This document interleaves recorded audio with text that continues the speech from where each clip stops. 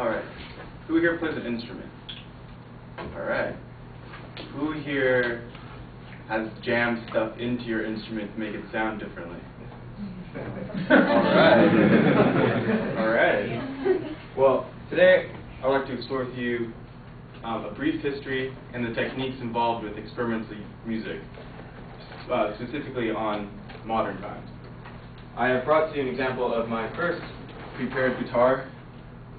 It is, as you can see, been well used. I will go in further later in my speech about why people do this into their guitars to make them sound how they are. I will first start by talking about early experimental music starting around the 1940s and 50s, with specifically talking about composer John Cage and synthesizer creator Robert Moog. John Cage was a very experimental composer. He had instruments set up as a prepared piano, which he would open up the piano, jam screws, clothespins, hammer stuff, alter tune the thing just to make it sound unique. Sometimes the music wasn't all that great. I mean, he had that piece, the 433, which it's 4 minutes and 33 seconds of rest. So someone just sit there for 4 minutes and 33 seconds and not play anything. And then, but he leads the way to the artists I will later talk about. Robert Moog is developed commercial synthesizers. He's the first one to do this. First synthesizers were probably taller than I am, this big wide little keyboard, and you would have switches like that. I mean, nowadays you can compress that. They have computer chips. You can have a synthesizer on your iPhone. You have an app for it. But that led the way to musicians of the 1960s and the psychedelic era using the synthesizer, alter tuning guitars and instruments like that just to make, you know, to freak people out, all that. Like one band, an example, the Villa Underground. They, Lou Reed especially had his own tuning called the ostrich tuning, which the all strings guitar with in standards E, A, D, G, B, E. When open it's all D, just in different octaves, and you just strum it, a loud, distorted guitar like that. He was a forefather of a group that came after in the 1970s, which led to from punk rock in New York City to the scene called the no-wave scene. Right here I have examples of prepared instruments and how people use them. Here's that's Robert Moog and one of the first commercial synthesizers. The no-wave movement in New York City consisted of bands such as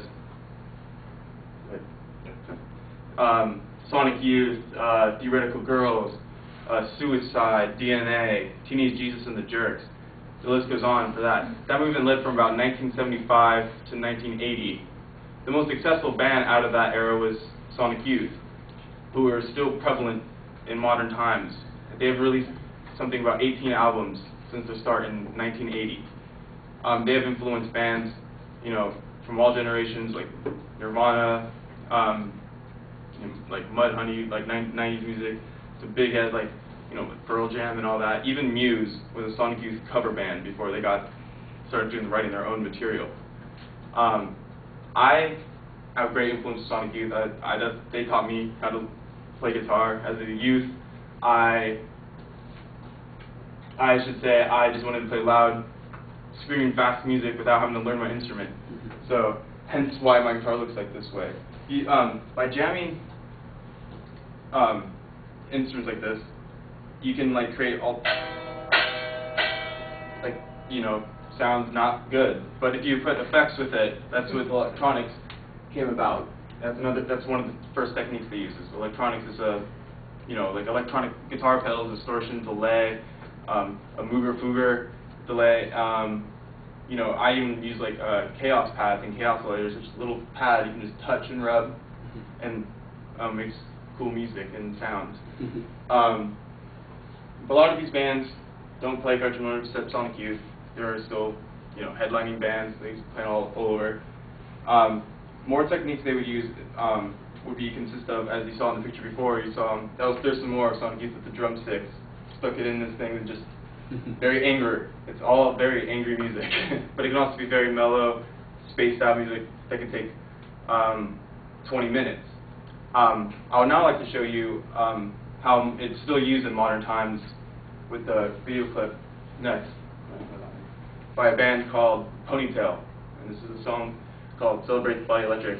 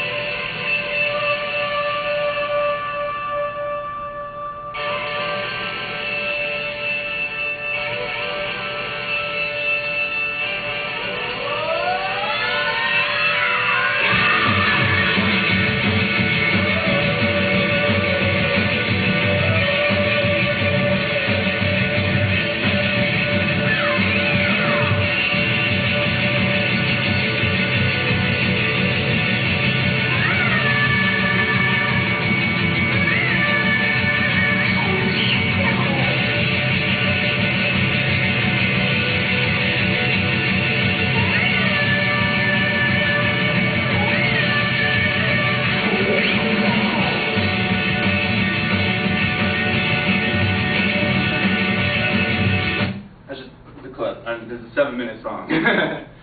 As you can see, it's just, there's no vocals, just the girls screaming over loud, distorted, delayed guitars. They're all in alter tuning, stuff jammed in the strings in their guitars, and all that. Many modern bands still use this, you know, Yeah Yeah Yeahs do it. Liars are another modern band. They all just use, you know, synthesizers, alter tuning, and all that. To wrap up my presentation, I hope you have a better understanding about where experimental music comes from, how it's so prevalent in modern times, the techniques they use, that are still used today, and how I have had great affected my life in music. You know, it had a very deep impact on it, and that's all I have to say. Thank you.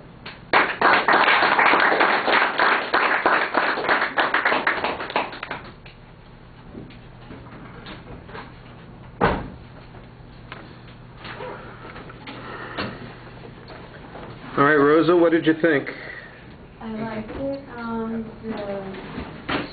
The questions, I don't know what we've been talking about. I'm not a music person, so him talking about, you know, certain parts of the guitar or whatnot, I had no idea what he was talking about. I'm a visual person, so I actually would like to see it at least. Maybe I not understand it, but I can see it. Maybe it'll help a little bit. Also, I think you could have like showed a bit more stuff in the beginning. That way we know what you're talking about. If we're not like musical, as most of you are, I'm not. I would just like to see what you were talking about, or visually see it, or and that was pretty much it. Everything else was interesting, and I really liked it.